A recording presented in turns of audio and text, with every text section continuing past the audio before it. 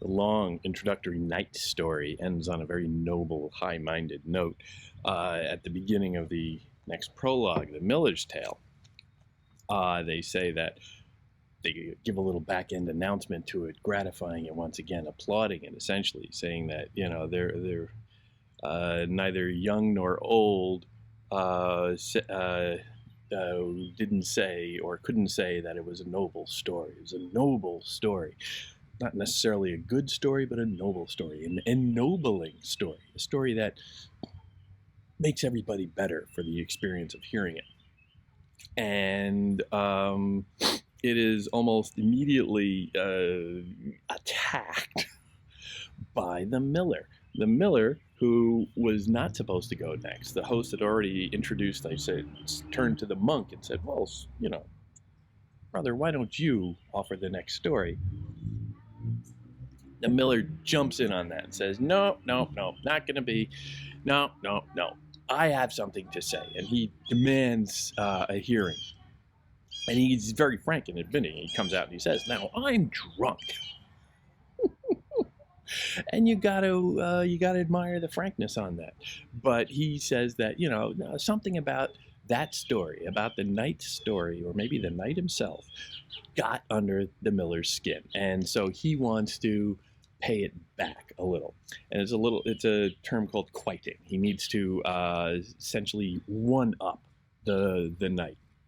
So the knight told a story about essentially a love triangle that ends tragically, or depending on your perception, and it resolves. But it's very noble. It's very medieval. It's very aristocratic, and it is very conventional. It is the standard chivalric literature of the medieval era. The Miller comes back with a different tradition that had more of a purchase in France in general throughout the Middle Ages. Short stories in French, vernacular French, were called, this particular tradition was called the fableau, and it was where the jokes tended to be a little lower, the tone was a little bit coarser, the subject matter tended to be naughtier, sex, bodily functions, low humor, but they were very popular in a number of different senses. But the Miller interjects, and he wants to tell his story. The Reeve jumps in there, and Reeve is about to be, just as cantankerous, saying, stint thy clap. He's like, shut up, just, sit down, have a seat. No. Miller won't be placated. So he insists on getting up and telling a story. And he tells a story about this Miller who has a young wife, always a problem, young wives, Miller who he rents out a room to a young college student, and the college student from Cambridge starts to take a bit of an interest in the Miller's wife. She is very young. The Miller is very old. Miller is also very protective, doesn't want anybody, getting too close to her. So he's very restrictive. But the Miller isn't always around, and the student starts to get a little close to the wife. But of course, the Miller is always around. So, the Miller's not always. He's not always around, but he's rarely gone for long. So they come up with they hatch a little bit of a plan to get rid of him for a little while so that they can have a little time alone. Now, this all, it's very elaborate and involves like a scheme about there's going to be a rainstorm and it's going to be like Noah's Ark, and we have to. You got to go buy some small boats and wait up on the roof and all of this stuff. It's all very elaborate and the miller just sitting there buying it, because the student, who pretends to be receiving a message from God, essentially, kind of, plays the miller for a sucker. And he presumes, because the miller is a little skeptical of, smart pants learning. But you marry that to the possibility of this being a prophecy, and suddenly it's very, very important. So he buys into it. All this while, there is another student, another young man, who takes a little bit of an interest in Allison. We soon learn her name is the wife. And he wants an opportunity to get close to her too. And when he hears that the miller is doing something kind of crazy and going in and talking about, sitting on the roof waiting for a second Noah's flood tomorrow morning, he, this other student presses his advantage, let's say, and he goes and he starts whispering at the window of Allison. Now, Allison and the first student are already inside, and they're probably done, or at least in the middle of it. And the miller is up on the roof, waiting for the divine heavens to open up, and the Allison hears this second guy outside the window. So, what's going on there? And he's going off on all sorts of love poetry and blah blah blah blah blah. He's so enraptured with her beauty. And she doesn't really want this guy. She's already got the other guy in the room, and she's not that kind of a girl. One extramarital affair is more than enough, at least for the moment. And she she lures him on a little bit. She plays on him on. She says, "Okay, I'll give you a kiss." And the whole leading up to this big momentous kiss, because this man is this second student is sort of caught in this medieval role of being the tortured lover who is in love with being in love, and is just enraptured and would give anything for a touch of the divinity that is his lady love. And he's sort of going on about that. And the wife, Allison, says, "Okay, now you just pucker up." And the story, you get this whole lead in where you get lots of talks about how the second student, his mouth is dry because he's so excited, and he's rubbing his lips, and you get all these little hints that something's going on, and he starts to feel like, I'm gonna get a kiss. And he closes his eyes just outside the window. It's very dark, and the window opens, and he closes his eyes, leans forward, puckers up, and she sticks her ass out the window, and he ends up kissing, as he calls it, her nether hole. And apparently he really got into it, and I believe the line was he took to it most savorously, or something like that, just really bathing it around.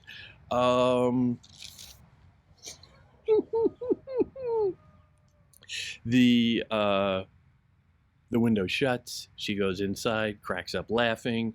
The other guy is already in there, the other student, and then he cracks up laughing. And the first student is just sort of left there in the dark, like,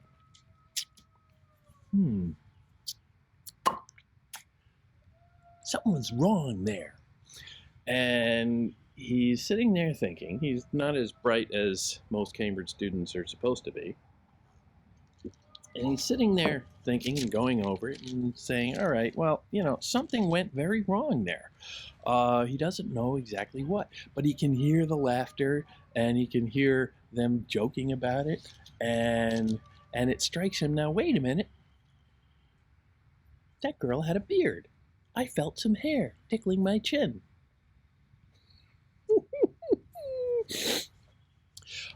Slowly, he puts it together. He goes off into town, awfully steamed at this. Allison and her paramour have a little more time together. It's certainly a good laugh. And the second student comes back. His name is Absalom.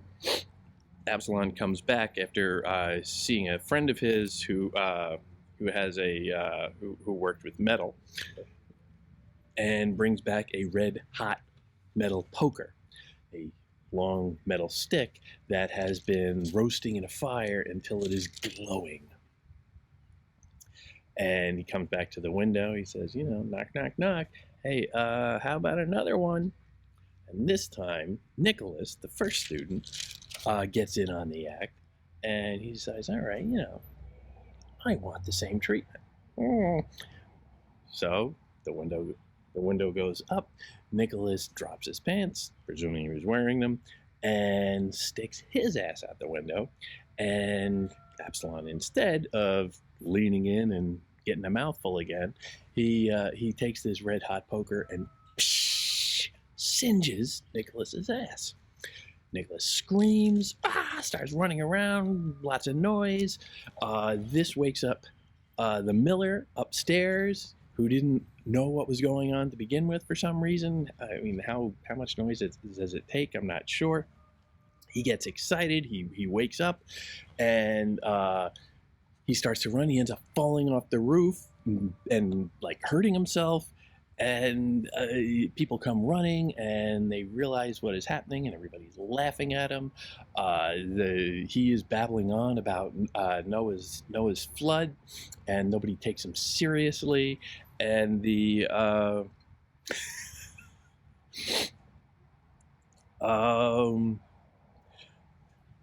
story ends thus: swived, slept with, essentially, was the carpenter's wife for all his keeping, for all of his guarding, for all of the careful, paranoid watch that the miller kept on.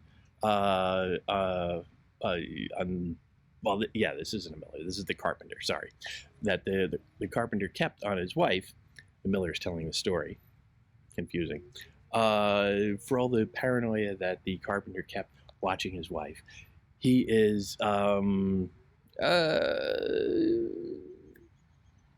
cuckolded a couple of times, it seemed, for all his keeping and his jealousy. And Absalom hath cursed her nether eye. He got a little something out of it, depending on what you like. And Nicholas is scalded in the tooth. Nicholas, got a little something, but he paid for it in a rather painful way. The tale is done, and God save all the group, the company. Couple of things on this story. One, it is very funny. It's probably the funniest of the stories. It's certainly the bawdiest. Some of the others come close, but it's very character driven. Now, part of the Fableau thing is you get a sense of it is very coarse. Fableau tended to be stories told by the aristocracy about the lower classes. So, of course, all the characters are very simplistic. Of course, all the characters are driven by the most elemental passions: jealousy, sexuality, just elemental, lower order drives. So you get that. But there is something undeniably recognizable about human behavior in this that was somewhat absent in the more abstract and idealized Knight's Tale. So you get in this 1-2 punch right at the beginning of the tales. The knight offers a very old-fashioned, very respectable, very high-minded traditional account of humanity. And the miller won't accept that, well, I'm a low class guy. Uh, I'm going to be part of this image too. You can't paint me out. So he demands recognition. He demands acknowledgement. And maybe he's just making this story up. It's got all those elements. It's a very funny story, and but he demands to be part of the picture. He won't be excluded, and that makes the story all the more valid. The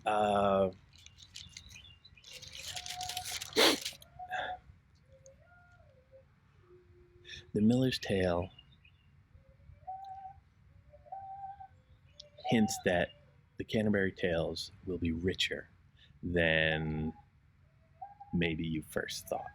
Because after this very long Knight's Tale, the Miller's Tale is very short by comparison, and it's from a completely different perspective. Really, it's a completely different context, completely different subject matter, completely different sense of humor, and you're smacked around by this and say, "Wait a minute, okay, this isn't so complicated." Now, again, you take it and you match it against Chaucer's great model of Boccaccio, and Boccaccio's storytellers were all aristocrats, and they told some very bawdy stories, but the perspective was always fairly uniform in terms of aristocrats looking out on the world.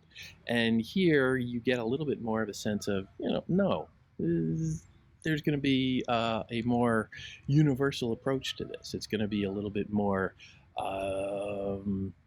diverse. That makes it more fun. That makes you sort of say, okay, this isn't just another story tell. There's something going on here that's trying to capture the richness and diversity of humanity in a really entertaining way. And just like in the prologue, he will switch around the style sometimes, or the general prologue, switch around the style from time to time if he thinks that you're getting a little sleepy.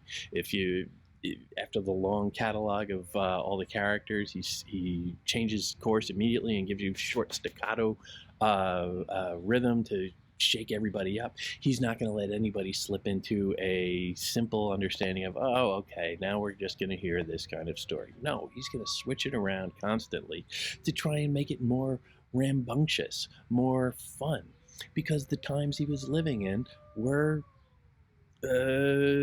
rambunctious. They were diverse. The cities were getting very complicated.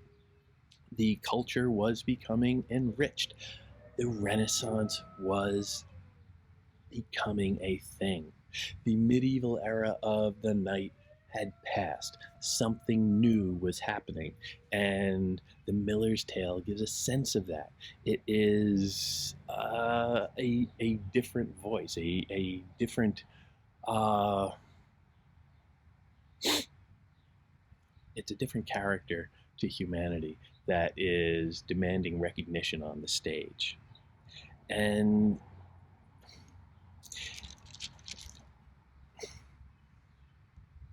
the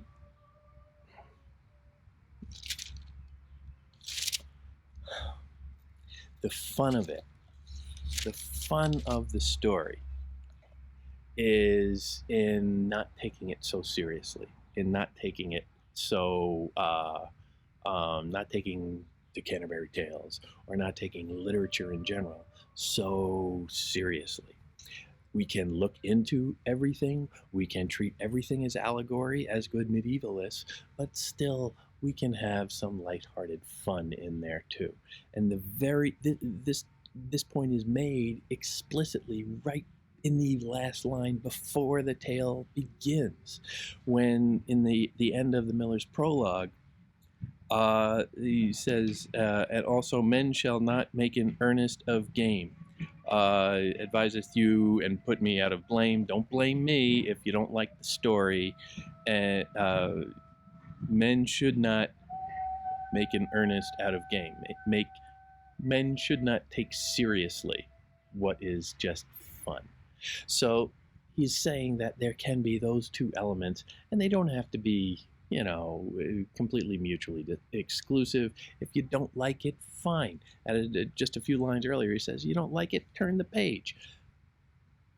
But if you do, enjoy. And don't take it so seriously. Don't get so caught up in literature. It's popular. It should be fun. As the Renaissance was moving on, literacy was expanding, the cities were expanding. Pretty soon you're going to have printing presses, and the world is picking up, and more people are reading for fun. It's no longer the exclusive province of the intellectuals, the royal the royal courts, and the church. Other people are getting in on this. So here you have a very populist introduction to that new, rambunctious, tumultuous, naughty, ribald, low-class, coarse, but vibrant voice in literature. And Chaucer makes it funny.